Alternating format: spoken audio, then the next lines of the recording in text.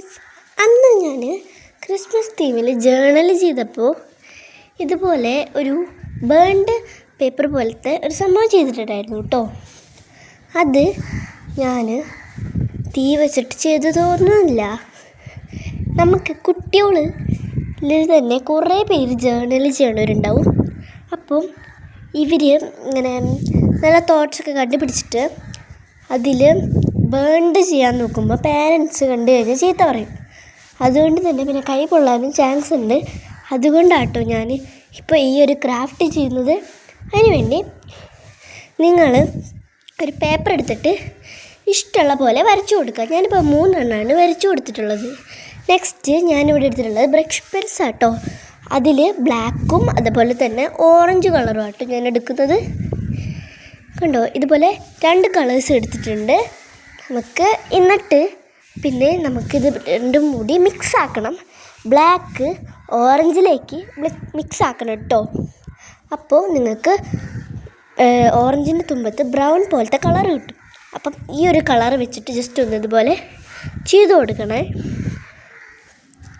കൊടുക്കണം. അപ്പോൾ ഇതുപോലെ ഞാൻ ചെയ്യുന്നത് പോലെ ഇതുപോലെ ചെയ്ത് കൊടുക്കുക. ഫസ്റ്റ് ബ്ലാക്ക് ആയിട്ട് വരും, പിന്നെ കുറച്ചീശെ ബ്രൗൺ ആയിട്ട്, പിന്നെ ഓറഞ്ച് ആകുമ്പോൾ തന്നെ നമ്മൾ ബ്ലാക്കിലേക്ക് വീണ്ടും മിക്സ് ചെയ്ത് ചെയ്യണം. അല്ലെങ്കിൽ ഓറഞ്ച് വരുമ്പോൾ ഭംഗി ഉണ്ടാവില്ല. അപ്പോൾ ഇതുപോലെ ചെയ്യണം. അപ്പോൾ നമുക്ക് ഇത് ഫുള്ള് ഇതുപോലെ ചെയ്തെടുത്തിട്ടുണ്ട് കേട്ടോ ഞാൻ. ഇനി നെക്സ്റ്റ് ഇതിൽ എന്തെങ്കിലുമൊക്കെ തോട്ടൊക്കെ നിങ്ങൾക്ക് വേണമെങ്കിൽ എഴുതി കൊടുക്കാം കേട്ടോ. ഞാനിപ്പോൾ എൻ്റെ ഒരു ഇതിലുള്ളത് മൈൻഡിലുള്ളത് ഞാൻ എഴുതി കൊടുക്കുന്നത് കേട്ടോ.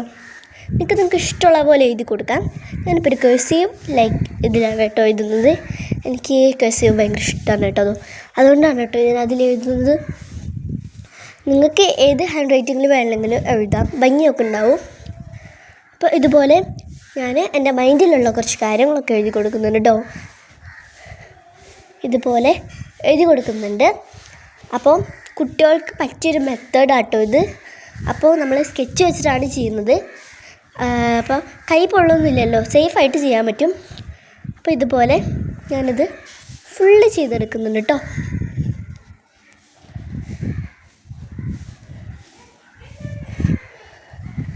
പിന്നെ ഞാൻ ഇത് ഒരു ഈവനിങ് ടൈമിലാണ് ചെയ്യുന്നത്. അതുകൊണ്ട് തന്നെ ശബ്ദങ്ങളൊക്കെ കേൾക്കുന്നുണ്ടെങ്കിൽ ക്ഷമിക്കുക കേട്ടോ.